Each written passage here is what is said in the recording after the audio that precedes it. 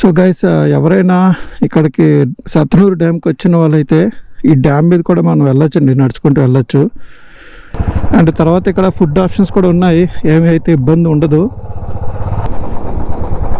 బాగుంది ప్లేస్ అయితే మటుకు చాలా బాగుంది, వర్త్. అంటే ఇది ఒక విజిటింగ్ ప్లేస్ అనమాట.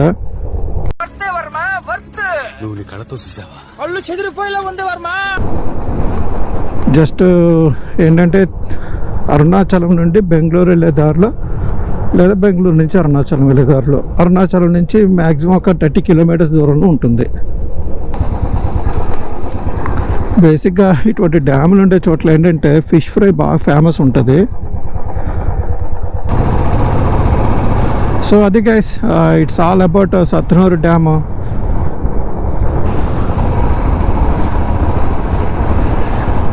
సో ఇంకా మన ప్రయాణం అయితే సాగిద్దాము టువర్డ్స్ బెంగళూరుకి వయ్యా చెంగం అండ్ కృష్ణగిరి, హోసూర్, బెంగళూరు. కానీ ఇక్కడ చాలా ప్రశాంతంగా ఉందబ్బా నిజంగా.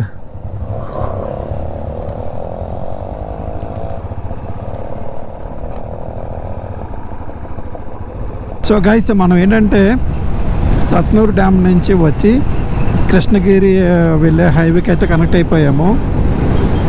ఇక్కడ ఏంటంటే మనకి సత్నూరు డ్యామ్ నుంచి తర్వాత చెంగం మనకు ఊరు వస్తుంది. ఆ ఊరు దాటిన తర్వాత ఏంటంటే కొంత దూరం అంతా కొంచెం ఫారెస్ట్ ఏరియాలో ఉంటుంది, బట్ ఫారెస్ట్ ఏరియాలో కనిపించదు. కాకపోతే ఏంటంటే ఆ రూట్లో ఎక్కువ కోతులు అనేది ఎక్కువగా సంచారం ఉంటుందన్నమాట. సో ఎవరైనా ఇటు వచ్చిన వాళ్ళు కొంచెం జాగ్రత్త చూసుకొని రండి, ఎందుకంటే మనకు తెలియదు వాటి వల్ల మన ప్రమాదం కలగచ్చు, లేదా మన వల్ల వాటి వల్ల ప్రమాదం అంటే ఏం లేదు. అవి ఏమైనా అడ్డంగా వచ్చాయనుకోండి, మనం ఏమైనా కొంచెం స్పీడ్ కంట్రోల్ చేసుకోలేదు అనుకోండి, మనమే పడతాం. సో మన వల్ల వాటికి ఏమైనా మళ్ళీ ఇబ్బంది అవుతుంది అనమాట. సో అందుకని దాని గుర్తుగా ఏంటంటే ఈ పక్కన కొండ ఒకటి ఉంటుందన్నమాట. ఈ కొండ ఎప్పుడైతే మీకు కనెక్ట్ అయ్యిందో ఆ రోడ్డే అనమాట ఇది. సో ఇది కొంచెం గుర్తుపెట్టుకోండి ఎవరైనా బెంగళూరు నుంచి తిరువన్నమలై కానీ బెంగళూరు నుండి బెంగళూరు నుండి అరుణాచలం లేదా పాండిచ్చేరి వెళ్ళే వాళ్ళు by bike or by car వెళ్ళే వాళ్ళు అయితే జాగ్రత్త చూసుకోండి.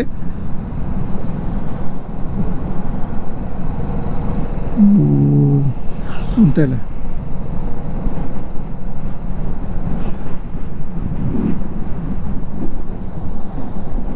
ఎందుకంటే నేను ఎన్నిసార్లు వచ్చినా కూడా చాలాసార్లు అయితే చూశాను ఇక్కడ ఏంటంటే కోతలు ఇన్ని చెట్టు రోడ్డు దాటడం, లేదా రోడ్డు పక్కనే ఉండడము. ముఖ్యంగా ఏంటంటే ఇక్కడే ఉంటాయి అనమాట, రోడ్డు పక్కనే ఉంటాయి ఎక్కువగా. సో ఇందాకలైతే చాలా కనిపించే, కానీ నేను ఏంటంటే క్యాప్చర్ చేయలేదు, వీడియో ఆన్ చేయలేదు. సో అందువల్ల చెప్తా ఉన్నాను.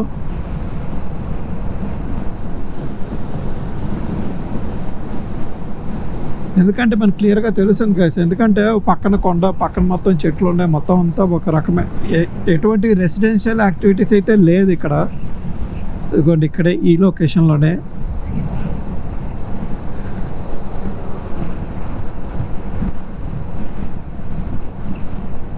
అందుకే అనుకుంటా చాలా వెహికల్స్ అయితే మటు స్లోగా వెళ్తూ ఉన్నాయి. ఇప్పటివరకు ఏ కారు కానీ లేదా ఏ బస్సు కానీ ఏ వెహికల్ కూడా అంత స్పీడ్గా వెళ్ళినట్టయితే నేను చూడలేదు.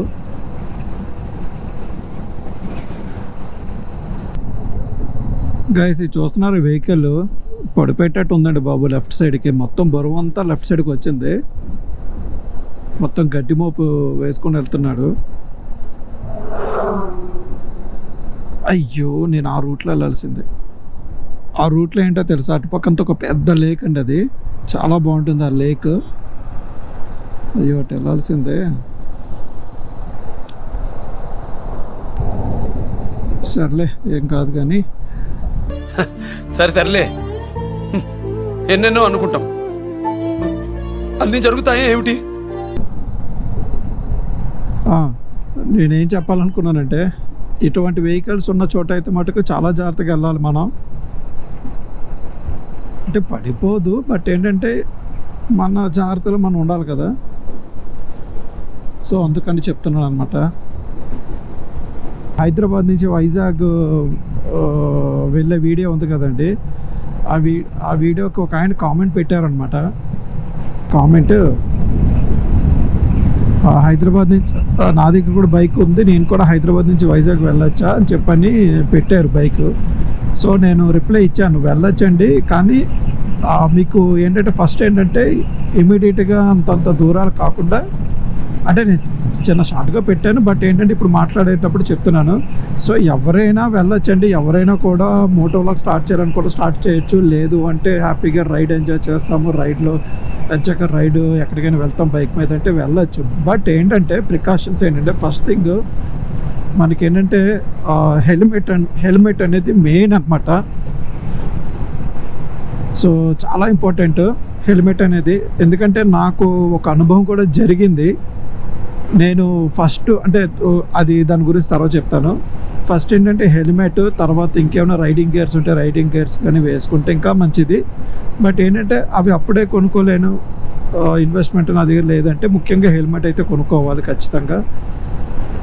అండ్ తర్వాత ఇంకోటి ఏంటంటే ఫస్ట్లోనే మనం ఇమీడియట్గా 700 కిలోమీటర్స్, 1000 కిలోమీటర్స్, 500 కిలోమీటర్స్ ఇట్లా కాకుండా ఫస్ట్ ఏంటంటే ఫస్ట్ 50 కిలోమీటర్లు, అంటే 50 కిలోమీటర్లు ఉంటే మళ్ళీ 50 కిలోమీటర్లు వెనక్కి వస్తాం కదా, అంటే 100 కిలోమీటర్లు అవుతుంది. అట్లానే 200 కిలోమీటర్లు, అంటే 200 వెళ్ళామంటే 200, 400 కిలోమీటర్లు. సో ఈ విధంగా నెమ్మదిగా ఇంక్రీజ్ చేసుకుంటూ వెళ్తే మన క్యాపబిలిటీ అనేది కూడా తెలుస్తుంది అనమాట. అంటే కొంతమంది ఉంటారనమాట, నేను రోజుకి బండి ఎక్కానంటే బండి దిగి 1000 కిలోమీటర్లు నేను డ్రైవ్ చేసేస్తాను. ఓకే, అది వాళ్ళ క్యాపబిలిటీస్, అది మనం ఎవరిని తప్పు అనకూడదు, ఎవరిని కరెక్ట్ అని కూడా అనకూడదు, అది ఎవరి క్యాపబిలిటీ వాళ్ళది. సో దాన్ని బట్టి మనం ఇంక్రీజ్ చేసుకుంటూ వెళ్తే మనకి ఆ రైడింగ్ కూడా అలవాటు అవుతుంది. ఇప్పుడు ఈ రోడ్డు బాగుంది, ప్రతి చోట రోడ్డు బాగుంటుందని కాదు. సో ప్రతి చోట రోడ్డు బాగున్నా కూడా మనకు తెలియదు, డిఫరెంట్ ఛాలెంజెస్ మనం ఏంటంటే డిఫరెంట్ ఛాలెంజెస్ మనం ఎదుర్కోవాల్సి వస్తుంది అనమాట మనం. సో ఆ విధంగా మనం ఏంటంటే మన రైడ్ని మనం ఇంప్రూవ్ చేసుకోవాలన్నమాట. అంటే నాకు ఇప్పటివరకు నా అనుభవంతో నేను చెప్తున్నాను అంతే, నేను ఏదో పెద్ద రైడింగ్లో తోపని కాదు. సో నాకున్న అనుభవంలో నేను చెప్తున్నాను. సో ఇప్పుడు నాకు జరిగిన ఒక అనుభవం చెప్తాను చూడండి. హెల్మెట్ వలన నేను హెల్మెట్ పెట్టుకున్నాను, ఎక్కువ స్పీడ్ కూడా వెళ్ళడం లేదు అక్కడ, ఎందుకంటే అప్పుడే నేను బండి స్టార్ట్ చేశాను. అంత తొందరగా మనం వెంటనే ఇట్లా అనగానే 100 కిలోమీటర్స్ వెళ్ళిపోదు కదా. సో కొంచెం స్లోగానే వెళ్తున్నాను. అది ఎక్కడంటే కర్ణాటకలో శివసముద్ర వాటర్ ఫాల్స్ అని ఒకటి ఉందన్నమాట. శివసముద్ర వాటర్ ఫాల్స్ దగ్గరికి శివసముద్ర వాటర్ ఫాల్స్కి వేరే సైడ్ ఇంకో వాటర్ ఫాల్స్ ఉన్నాయి, అక్కడికి వెళ్తూ ఉన్నప్పుడు ఏం జరిగింది, ఇట్లనే ఆ రోడ్డు కూడా 2 లేన్ రోడ్డు, బట్ ఏంటంటే ఫుల్ క్లోజ్గా ఉంటుందన్నమాట. అంటే ఒక పక్క కావేరీ రివరు, మొత్తం చెట్లు, అసలు ఎండ అనేది మనకు తెలియదు. సో ఏం జరిగిందంటే ఆపోజిట్ ఏంటంటే 2 వీలర్స్ వస్తున్నాయి, క్రాస్గా ఒక ఆవు వస్తుంది. ఒక్క నిమిషం వీళ్ళు వెళ్ళిపోని, ఎందుకంటే వెనకాతలు కొంచెం ట్రాఫిక్ ఎక్కువ ఉంది. అండ్ ఇది కూడా ఒకటి గుర్తుపెట్టుకోండి, ఇది ఏంటంటే ట్రాక్టర్, ఇది కూడా ఒక అనుభవం ఉంది నాది, అది కూడా షేర్ చేస్తాను మీతో.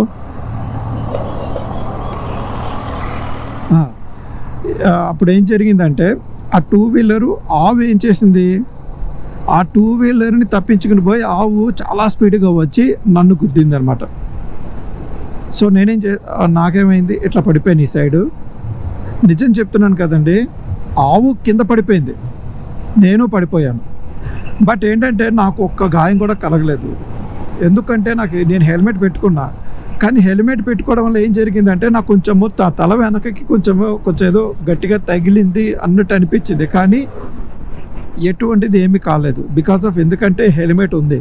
అదే హెల్మెట్ లేకుండా ఉంటే ఏమో చెప్పలేం కదా. సో ఇది నా పర్సనల్ ఎక్స్పీరియన్స్ అనమాట ఇది.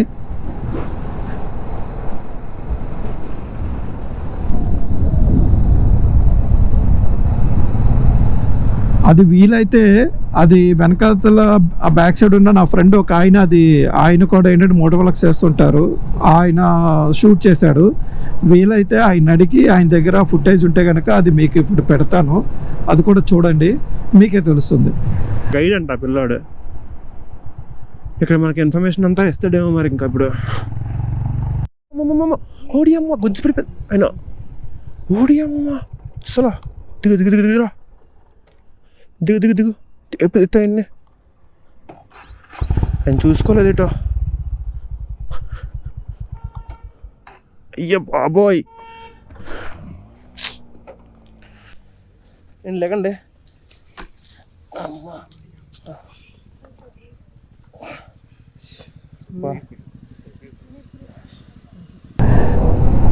అండ్ తర్వాత ఇందాక చెప్పాను కదా ట్రాక్టర్ గుర్తు పెట్టుకోమని చెప్పి.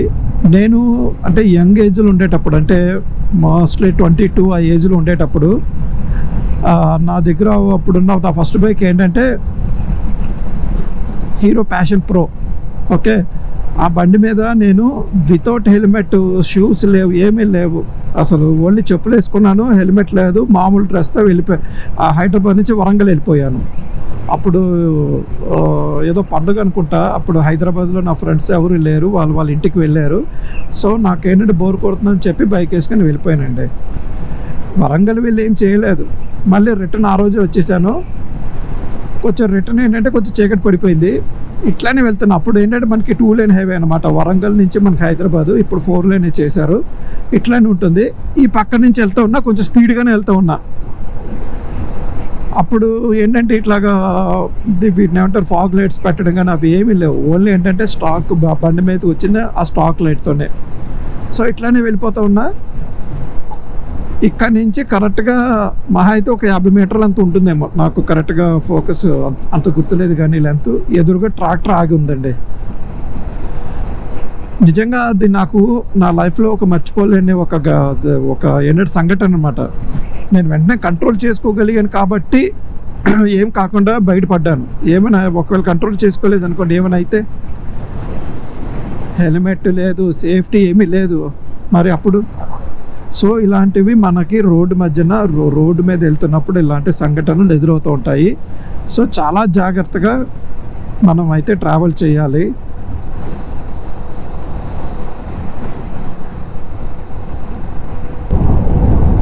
అండ్ ఇంకో విషయం ఏంటంటే, ఎవరైనా మోటోవ్లాగ్ స్టార్ట్ చేయాలనుకుంటే, అంటే నా ఏజ్తో సంబంధం అయితే లేదు. నేను కొన్ని వీడియోస్ చూశాను, వాళ్ళ ఏజ్ ఏంటంటే అబోవ్ 50 ఇయర్స్ లేదంటే 45 ఇయర్స్ అబోవ్ ఏజ్ పీపుల్ వాళ్ళు కూడా ఎంచక్క మోటోవ్లాగ్స్ చేస్తున్నారు. ఎంచక్క వాళ్ళు ఒక గ్రూప్కి వెళ్తారు, లేదంటే సింగిల్గా వెళ్ళడం. చాలా వీడియోస్ చూశారు, ముఖ్యంగా ఏంటంటే కన్నడలో.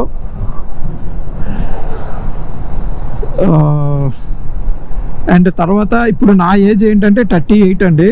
సో నేను 37 ఇయర్స్కి ఇప్పుడు స్టార్ట్ చేశాను అనుకుంటే మోటోవ్లాగ్స్. సో ఇప్పుడు నా ఏజ్ వచ్చి 38 ఇయర్స్. సో మీలో చాలామంది ఈ వీడియోస్ చూస్తున్న వాళ్ళు చాలామంది ఏంటంటే యూత్ ఉంటారు, 22, 24 ఈ ఏజ్ వాళ్ళు ఉంటారు. కొంచెం ఆ ఏజ్లో ఏంటంటే మనకు తెలిసిందే కదా, కొంచెం స్పీడ్గా వెళ్ళిపోవాలా అని చెప్పి ఉంటుంది. బట్ గైస్ ఏంటంటే నేను ఒక విషయం చెప్పాలనుకుంటున్నా. ఏంటంటే ఇప్పుడు అంటే ఎవరైనా మోటోవ్లాగ్స్ అయితే స్టార్ట్ చేయొచ్చు. ఇందాక మీకు చెప్పినట్టుగా ఒక ఆయన కామెంట్ పెట్టారు కదా, బెంగళూరు నుంచి హైదరాబాద్ నుంచి నేను వైజాగ్ వెళ్ళాలనుకున్నా, వెళ్ళొచ్చు అంటే. సో ఇందాక మీకు చెప్పినట్టుగా కొంచెం అంటే ఆ స్పీడ్ లిమిట్లు, అంటే ఇన్ని కిలోమీటర్ల రేంజ్ కొంచెం అలవాటు చేసుకొని వెళ్ళొచ్చు అని కూడా నేను చెప్పాను. సో తప్పేం లేదండి. తర్వాత ఇంకోటి ఏంటంటే చాలామంది స్పీడ్గా వెళ్తుంటారు. అంటే ఇంకా ఆ స్పీడ్కి ఏంటంటే ఒక లిమిట్ ఉండదు అనమాట. అంటే ఇప్పుడు మన బండి మీద 160 లేదా 200 అని రాసి ఉంటే చాలు, వెళ్ళిపోతారు అనమాట. అది ఇర్రెస్పెక్ట్ ఆఫ్ ఎనీ హైవే.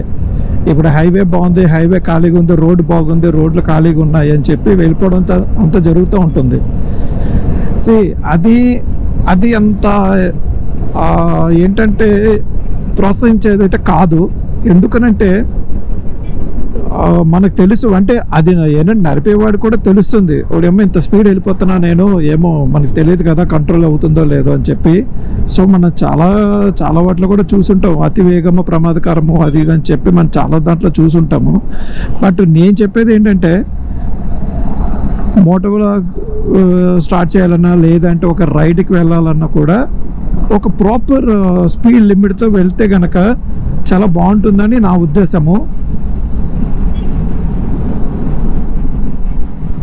అండ్ తర్వాత ఇంకోటి ఏంటంటే, చాలామంది ఏంటంటే కొంతమంది బైక్స్ కొన్న ఈ మిర్రర్స్ 2 తీసేస్తారు అనమాట.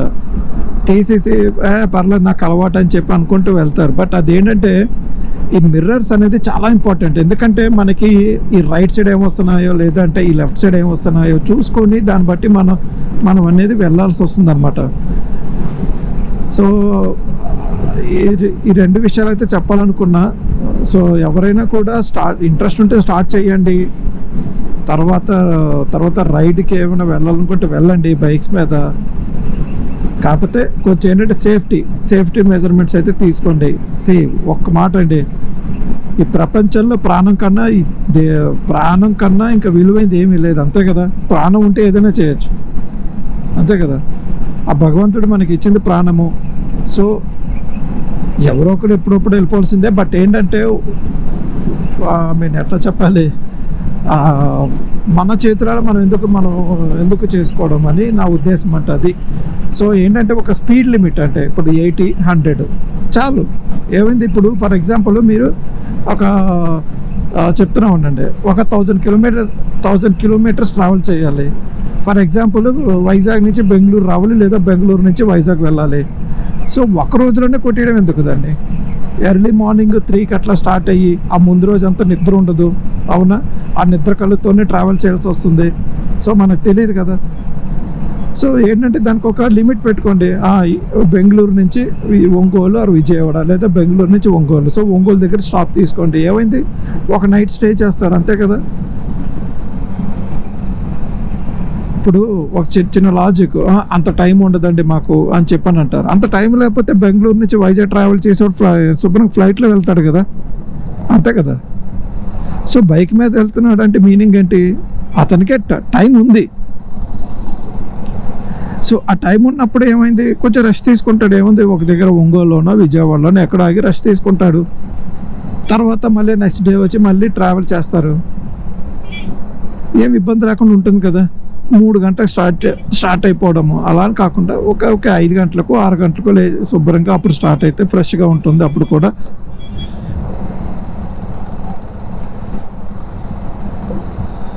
నేను ఏం చెప్పాలనుకున్నా, ఏదో ఒక డిస్టర్బెన్స్ అబ్బా. సరేలే, ఓకే. సో నా యొక్క ఇంటెన్షన్ అయితే అర్థమైంది అనుకుంటున్నా మీకు అందరికీ.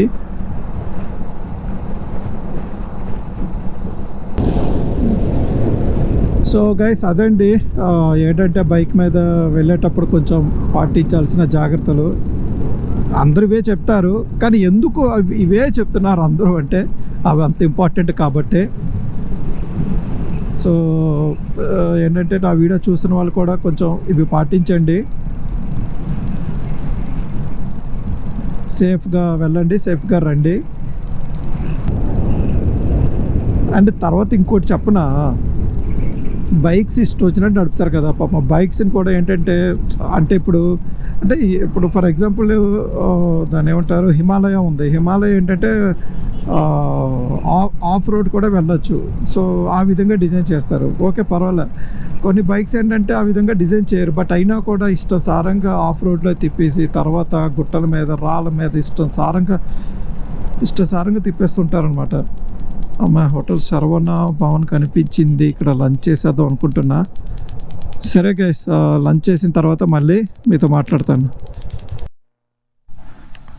సో గైస్, మనమైతే ఇక్కడే లంచ్ చేసాము, హోటల్ శరవణ భవన్. ఫుడ్ అయితే బాగుంది, మీల్సే తీసుకున్నాను నేనైతే. బిల్ ఎంత అయింది, meals 133 rupees plus water bottle plus tax అన్నీ కలుపుకొని 160 రూపీస్ అయితే అయింది.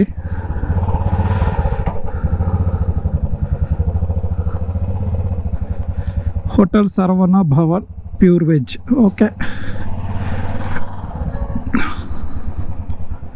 ఇప్పుడు కొంచెం ఓపిక వస్తుంది, మళ్ళీ ఎండలో మనం ట్రావెల్ చేయాలి, అది మ్యాటర్. తర్వాత ఏంటంటే ఫుడ్ కాస్ట్ ఇట్స్ మొత్తం కలిపి 160 రూపీస్ అయింది. అంటే ఫుడ్ వాటర్ బాటిల్ కలుపుకొని. ఫుడ్ అంటే ఓన్లీ ఫుల్ మీల్స్ తీసుకున్నాను. ఏముంది, పప్పు, రసము, చారు, పప్పు, ఒక కూర, సాంబారు, రసము, ఇంకోటి ఏదో ఒక గ్రేవీ కర్రీ లాగా ఇచ్చారు, అండ్ పెరుగు, ఒక స్వీటు. చాలు, కొంచెం లిమిట్గానే తిన్నాను. ఎందుకంటే మరీ ఫుల్గా తింటే మనం రైడింగ్లో కొంచెము ఏంటంటే నిద్ర వచ్చే అవకాశాలు ఉంటాయన్నమాట. సో అందుకని సో అది కాసి ఇందాక ఏం చెప్తున్నానంటే మన బండిని మనం మంచిగా మెయింటైన్ చేసుకోవాలని చెప్తున్నా. నా ఇంటెన్షన్ అయితే అది. ఇప్పుడు ఏ బండి ఇప్పుడు ఏ విధంగా డిజైన్ చేస్తారో ఆ విధంగా మనం వాడుకుంటే మన బండి కూడా మనకి కొంచెం ఎక్కువ కాలం అయితే వస్తుంది. సో ప్రాపర్గా మెయింటైన్ చేసుకోండి బైక్ని కూడా, అండ్ ప్రాపర్గా రైడ్ చేయండి అండ్ సేఫ్గా చేయండి. అండ్ ఏజ్తో సంబంధం లేదు గైస్, మనలో చెయ్యాలి అని ఒక దాని ఏమంటారు సంకల్పం ఉంటే ఏ ఏజ్ గ్రూప్ వాళ్ళని చెయ్యొచ్చు. వాళ్ళకి ఓపిక ఉండాలి, కానీ వాళ్ళకి ప్యాషన్ ఉండాలి ఫస్ట్ థింగ్. సో దానికన్నా ముందు ఇంట్రెస్ట్ అనేది ఉండాలి. అంటే అందరికీ అన్ని విషయాలు ఇంట్రెస్ట్ ఉండాలి, ప్యాషన్ ఉండాలని అనేవి ఉండదు. ఎవరి ఇష్టం వాళ్ళది, ఎవరి ప్యాషన్ వాళ్ళది. సో అది ఇంకా బెంగళూరు 122 కిలోమీటర్స్ అయితే చూపిస్తుంది ఆ బోర్డు, సైన్ బోర్డు మీద. నేనైతే గూగుల్ మ్యాప్ ఏం పెట్టుకోవాలి, ఎందుకంటే అలవాటు అంటే తెలిసిన రూటే కాబట్టి.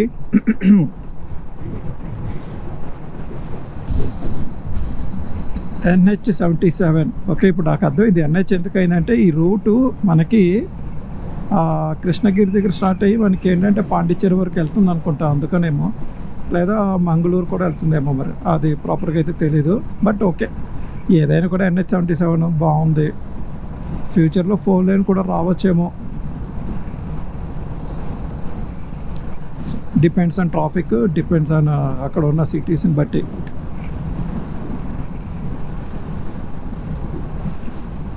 ఇక్కడ ఇంకోటి ఉంది ఏదో ఆరియాస్ అంట, స్నాక్స్ అండ్ మిల్క్ ప్రోడక్ట్స్.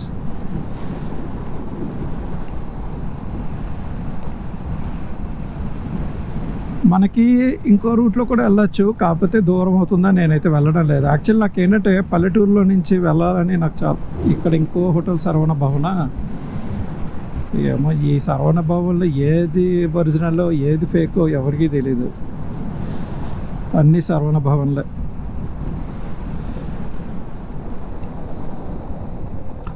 ఇక్కడ తమిళనాడులో శరవణ భవన్ ఉన్నట్టు కర్ణాటకలో ఉడిపి అనమాట.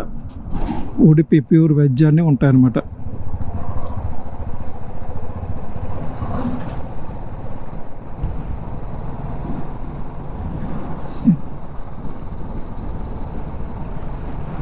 ఇంకా ఇక్కడ ఫ్లైఓవర్ కన్స్ట్రక్షన్ అవుతుంది అనుకుంటున్నాను.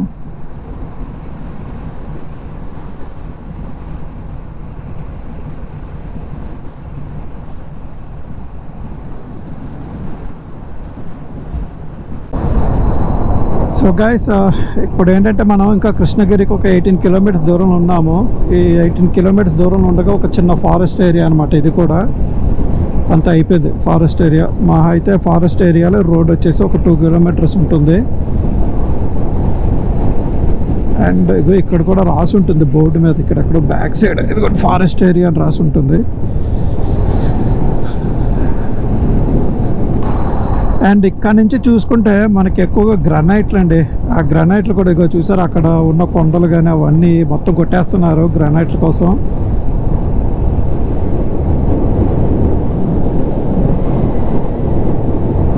చాలా అంటే చాలా కొండలు అయితే కొట్టేస్తున్నారు ఇక్కడ కూడా.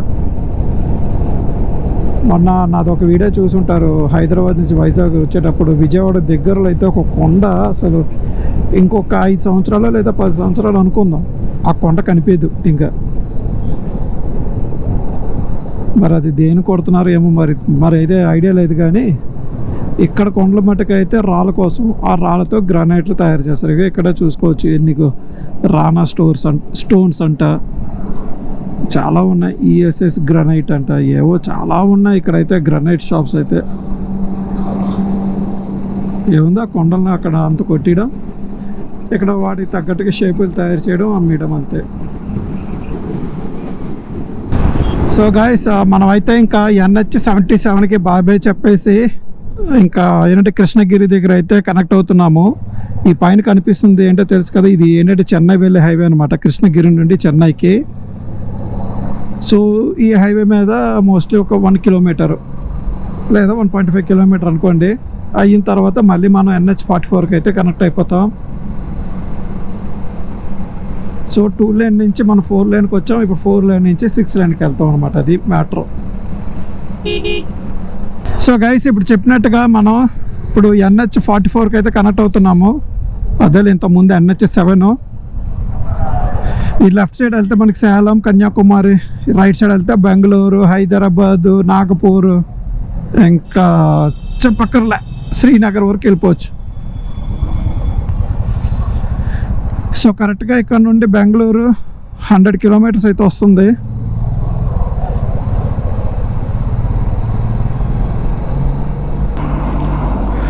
సో గైస్ మనమైతే హొసూరు కూడా వచ్చేసామండి. హొసూరు సిటీలో ఉన్నాం. ఇంకొక 10 కిలోమీటర్స్ అయితే హొసూరు కూడా మనం దాటేస్తాము. ఇంకా బెంగళూరుకి కర్ణాటకలోకి అయితే రీచ్ అయిపోతాం. ఇంకా అక్కడి నుంచి ఇంకా బెంగళూరు వచ్చేసినట్టే. ఇక్కడ కొంచెంసేపు అయితే రెస్ట్ తీసుకున్నా. చాలా ఎండగా ఉంది కదా, కొంచెం రెస్ట్ తీసుకొని కొంచెం వాటర్ తాగి ఇప్పుడు రెడీ అవుతున్నా. ఇప్పుడు బయలుదేరుతున్నానండి. ఓకే గైస్, ఇంకా స్టార్ట్ చేసేద్దాం మన రైడ్.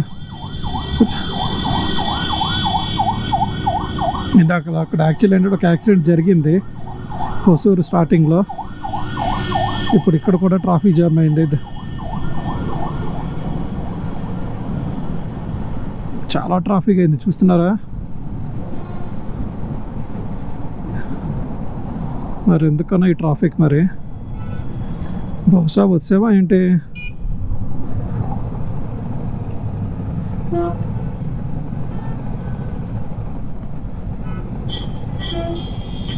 లేదు, ఇక్కడ కన్స్ట్రక్షన్ జరుగుతుంది, ఫ్లైఓవర్ కన్స్ట్రక్షన్. అందువల్ల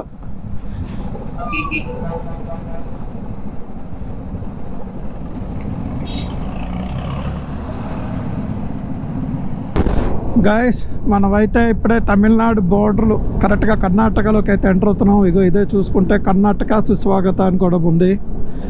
అగో అది వచ్చి టోల్ గేట్ కనిపిస్తుంది.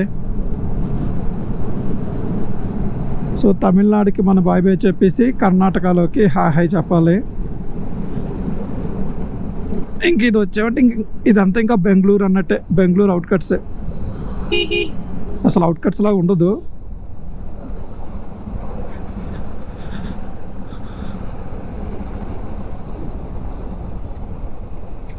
అంతేను, మనం బెంగళూరు నుంచి తిరువణామలై వెళ్ళామంటే NH44లో 2 టోల్ గేట్స్.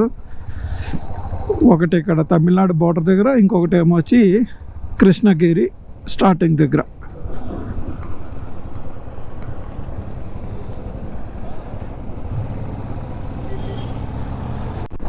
గైస్ ఇక్కడ చూసారా ఎలక్ట్రికల్ బస్సు మా ట్రక్లో ఎక్కించుకొని తీసుకెళ్తున్నారు. చాలా జాగ్రత్త తీసుకెళ్ళాలి. మరి కొత్త బస్సు మరేమో, మరి లోపల సీట్లో చూస్తుంటే ఇంకా సీట్ కవర్స్ అలాగే ఉన్నాయి. కొత్త బస్సు అనుకుంటున్నా. మరి కొత్త బస్సు అయితే ఉంది, ఛార్జింగ్ పెట్టి వెళ్ళొచ్చు కదా, ఏమో మరి.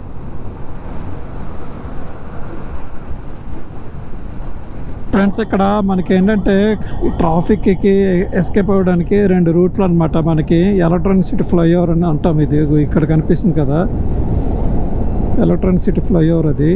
ఒరే నేను అటు వెళ్ళాల్సిందే, ఇటు వచ్చానా? ఓకేలే, నేనైతే ఫ్లైఓవర్ మీద అయితే వెళ్ళడం లేదు. ఎందుకంటే ఫ్లైఓవర్ మీద ఆల్మోస్ట్ 9 కిలోమీటర్ ఉంటుంది ఫ్లైఓవర్ లెంత్. అక్కడి నుంచి మళ్ళీ వెళ్ళాక సిల్క్ బోర్డ్ దగ్గర నుంచి మళ్ళీ కొంచెం ఎక్కువ ట్రాఫిక్ ఉంటుంది మా ఇంటికి అయితే. సో ఇక్కడ ఇంకో వే ఉందన్నమాట. కొంచెం ముందుకెళ్తే నైస్ రోడ్ అని స్టార్ట్ అవుతుంది. సో నేను ఇంతకుముందు చాలా వీడియోలో చెప్పుంటాను. ఆ వీడియో అక్కడ ఏంటంటే మనకి బెంగళూరుకి అవుట్కట్స్ అనమాట. సరే, ఆ బెంగళూరుకి అవుటర్ రింగ్ రోడ్ లాగా ఉంటుంది అది. సో ఆ నైస్ రోడ్ నుంచి వెళ్ళిపోతాను నేను. కాకపోతే టోల్ కట్టాలి, దీనికైనా టోల్ కట్టాలి, దానికైనా టోల్ కట్టాలి. సో ఏరా అయితే ఏముంది,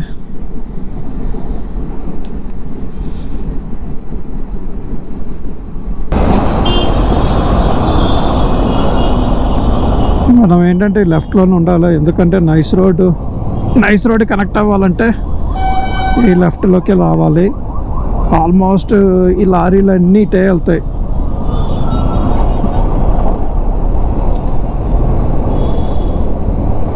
కాకపోతే నేను ఈ నైస్ రోడ్ మీద ఎక్కువ దూరం ట్రావెల్ చేయాల్సిన అవసరం లేదు. జస్ట్ బన్నర్ఘట్ట రోడ్ వరకు ట్రావెల్ చేస్తే చాలు. అది హార్డ్లో ఒక 7 కిలోమీటర్స్ ఉంటుంది అంతే. 7 కిలోమీటర్స్కి వీళ్ళు ఛార్జ్ చేసింది 25 రూపీస్ ఛార్జ్ చేస్తున్నారు. మరి ఏం చేస్తావు?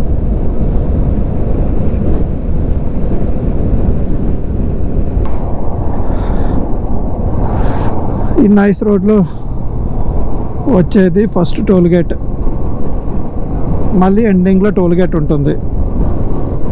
అది ఎక్కడంటే తుమ్కూరు అనే జంక్షన్ అన్నమాట.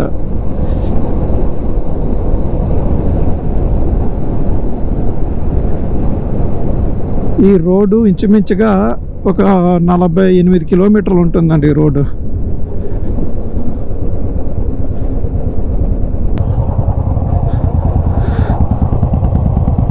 ఇంకా బన్నర్ఘట్ రోడ్ 25 రూపాయలు, కనక్పూర్ రోడ్ 40 రూపాయలు. సో మా ఇంటికి వెళ్ళాలంటే 2 ఉన్నాయి, బన్నర్ఘట్ ఒకటి, కనక్పూర్ ఒకటి. బన్నర్ఘట్ట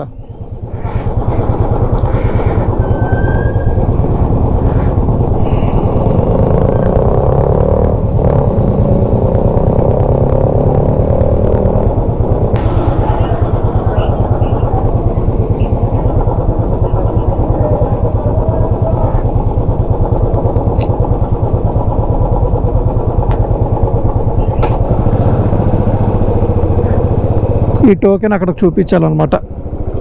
అక్కడ మనం ఎండ్ అవుతాం కదా, అక్కడ చూపించాలా. సో గాయస్ సపోర్ట్ చేయండి, మన ఛానల్ కూడా సబ్స్క్రైబ్ చేసుకోండి గాయస్. మోటో వ్లాగ్స్ ఇంట్రెస్ట్ ఉన్న వాళ్ళకైతే షేర్ చేయండి, లైక్ చేయండి, సబ్స్క్రైబ్ చేయండి గాయస్. ఇంకా చాలా చాలా ట్రిప్స్ వెళ్తాం మనం. అంటే మోస్ట్ ఆఫ్ ది కేసెస్ అంటే సౌత్ ఇండియాలోనే ఎక్కువగా.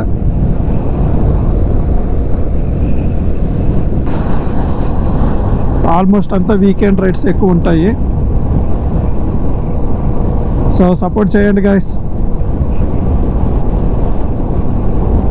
సో గాయస్ ఇదిగోండి మన బన్నర్ఘట్లో కూడా అయితే కనెక్ట్ అయిపోతున్నాం. బన్నర్ఘట్ట రోడ్కి అయితే వచ్చేస్తున్నాము. బన్నర్ఘట్ట రోడ్ అనేది ఏంటంటే, బన్నర్ఘట్ట అనేది ఒక ఊరి పేరు. అక్కడే బన్నర్ఘట్ట జూ పార్క్ కూడా ఉందన్నమాట బెంగళూరులో. సఫారీ కూడా ఉంటుంది అక్కడ.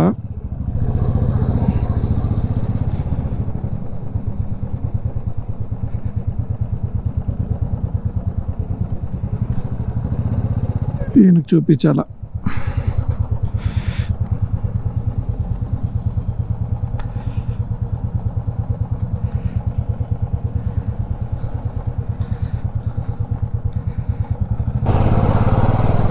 సో ఇక్కడ నుండి కొంచెం ముందుకెళ్ళి రైట్ వెళ్తే సిటీలోకి ఎంటర్ అయిపోతాం. ఇంకా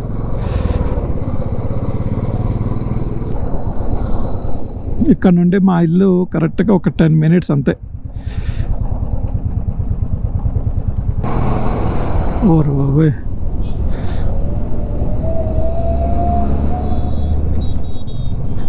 సో ఓకే గైస్, నేనైతే ఇంకా ఈ వ్లాగ్ ఇక్కడితో ఎండ్ చేస్తున్నా. మళ్ళీ సిటీలోకి వెళ్తే మళ్ళీ గోప్రో నేను ఆన్ చేసి ఆఫ్ చేయడం అది కొంచెం కష్టంగా ఉంటుంది. సో గైస్ సపోర్ట్ చేయండి గైస్, మన ఛానల్ కూడా సబ్స్క్రైబ్ చేసుకోండి. తర్వాత మోటో వ్లాగ్స్ ఇంట్రెస్ట్ ఉన్న వాళ్ళకైతే షేర్ చేయండి guys. Thank you guys. And వీడియోని లైక్ చేయండి. And thank you guys, thank you so much.